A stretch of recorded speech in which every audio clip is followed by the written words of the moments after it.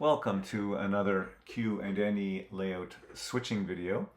This time we're going to switch out the upper industrial zone and bring out the cars that have been released by customers down to the interchange yard.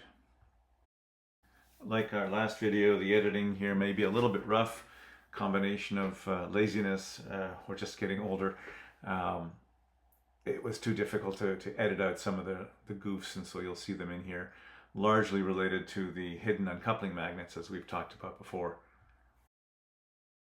If you have the patience to sit through the entire video, you'll find a little surprise at the very end. I'd love to hear your comments on it. Enjoy the show.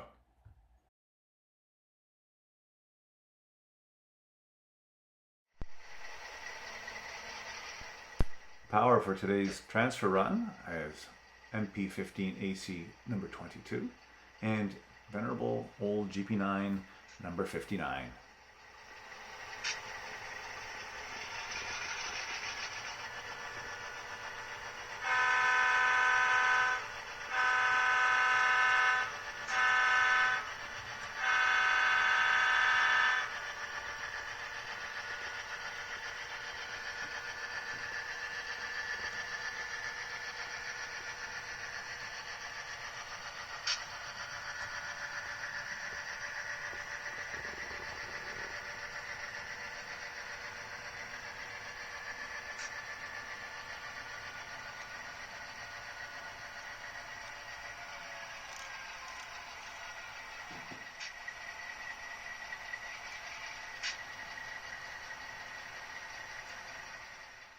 Today our crew finds that there are 5 cars on the printer's spur with only 3 unloading doors. So crew's going to head inside and see what cars are going where. In the meantime, let's follow along with our locally assigned SW1500 number 16 as the crew switches out the steel transloading facility.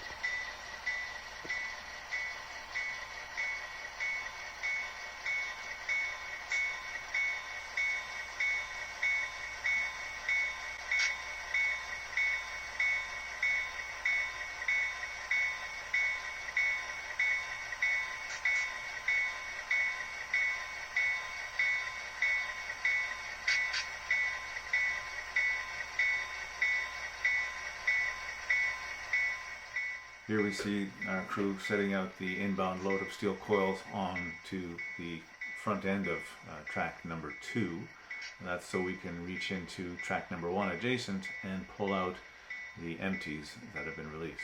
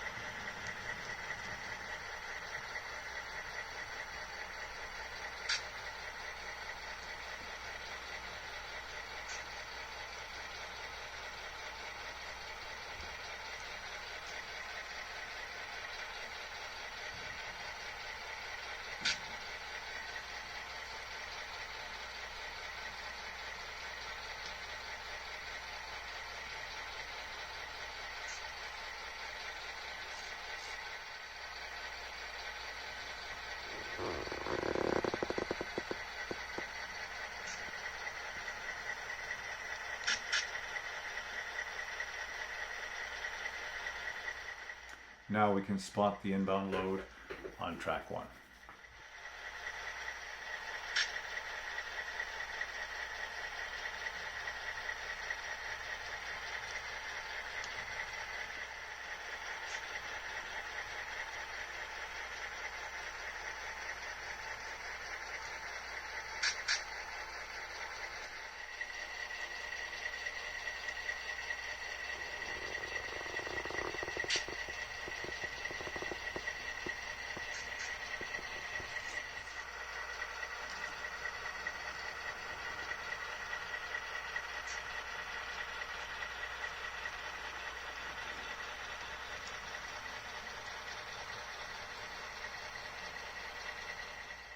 The empties are pulled back onto the lead to clear the switch to connect back to the main line.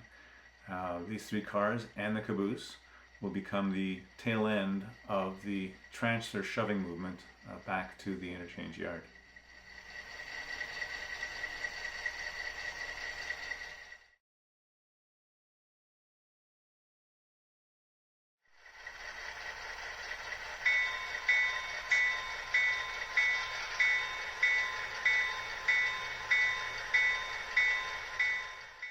With their orders in hand, the transfer crew now pulls all 5 cars from the printer's spur.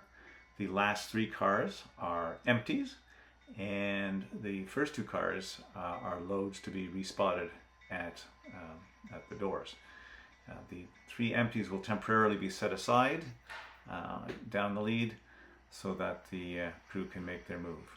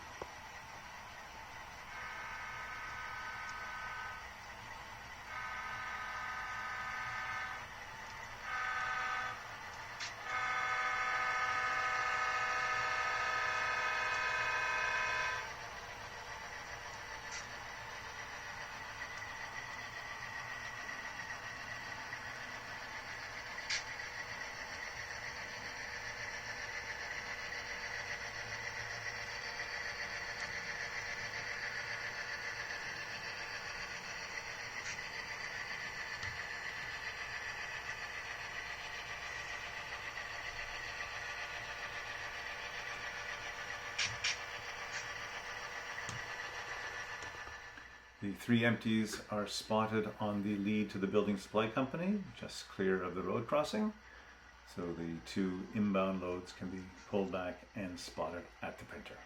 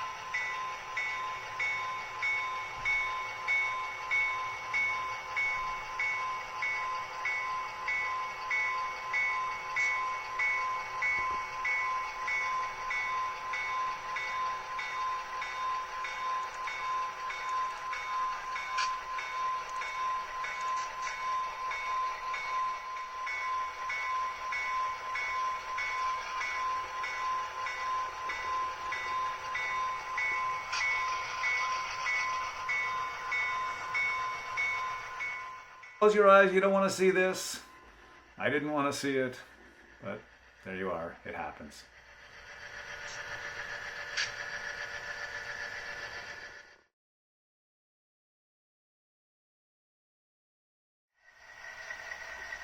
Due to the limited capacity for storing cars and limited tail track capacity for switching the steel transload facility, the road crew will pull out the cuts of cars that are already ready and place them on the main spur track with handbrakes applied because there is a grade.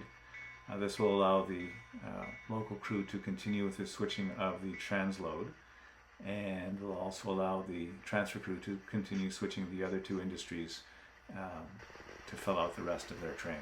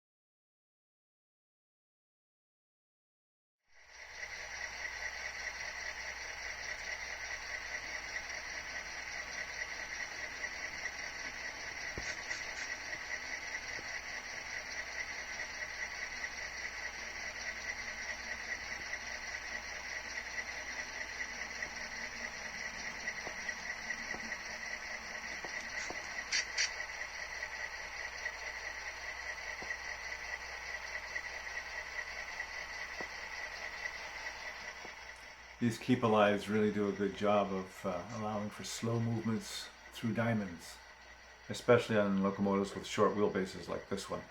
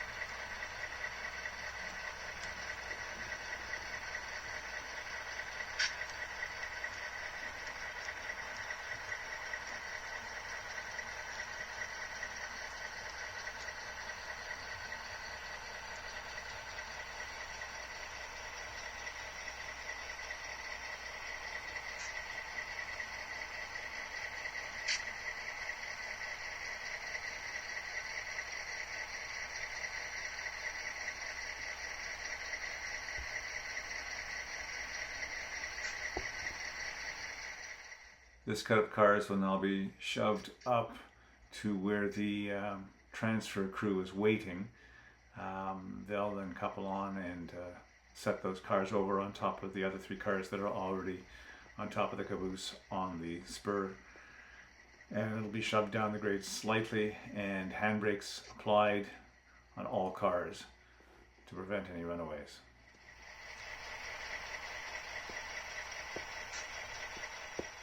Those hidden uncoupling magnets really do a number on cars, especially those that are very free rolling.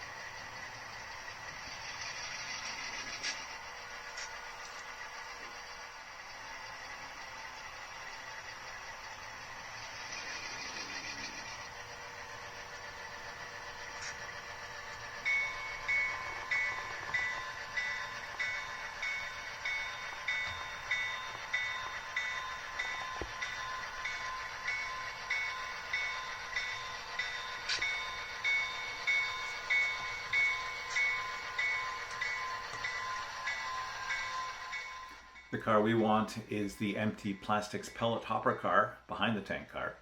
So we're going to have to move the tank car out of the way, grab the plastic pellet car, and then put the tank car back.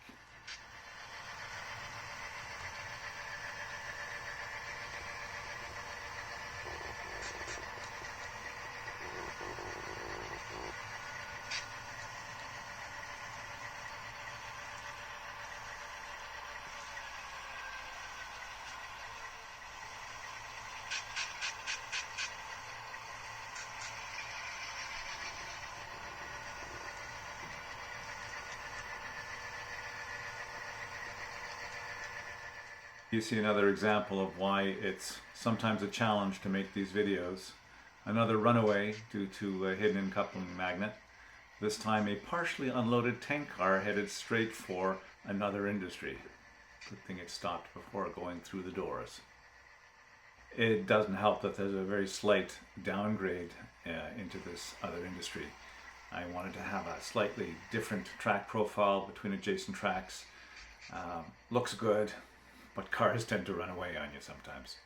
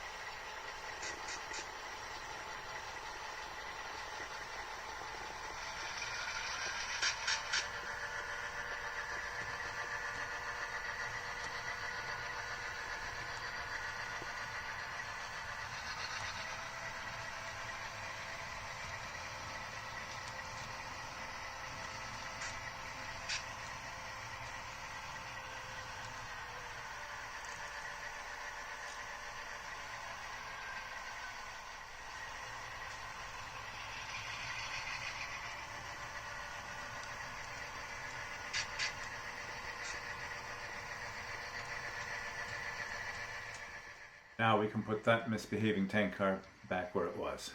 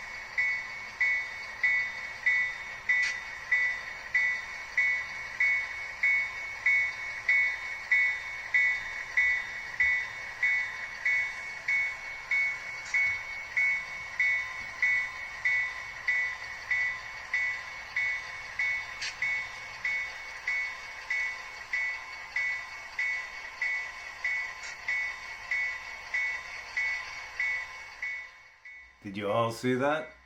Tank car rolling away, and this time there's no uncoupling magnet.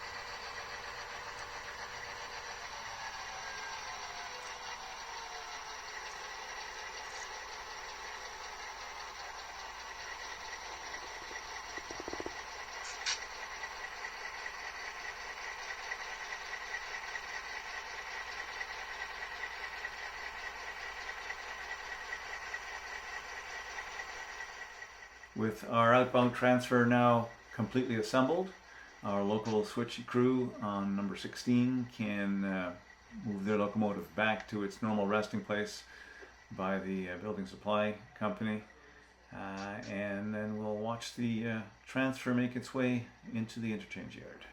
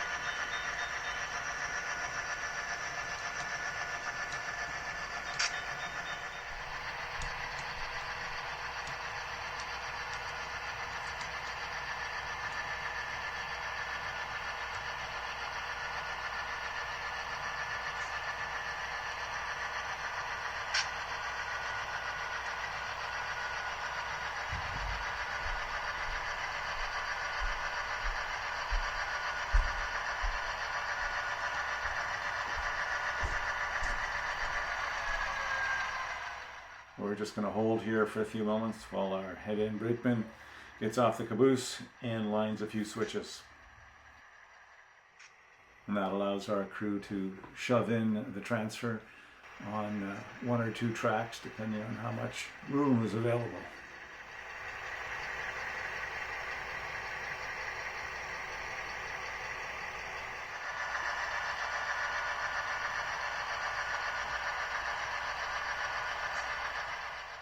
Looks like there's no room for us at the diesel shop right now, so we're going to hold out temporarily here on the yard lead.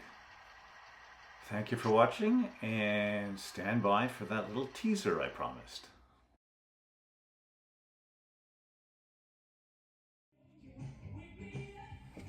We recently had a little experience with a backed up sewer drain that required us to rip out some carpet and rethink what's going on in our basement.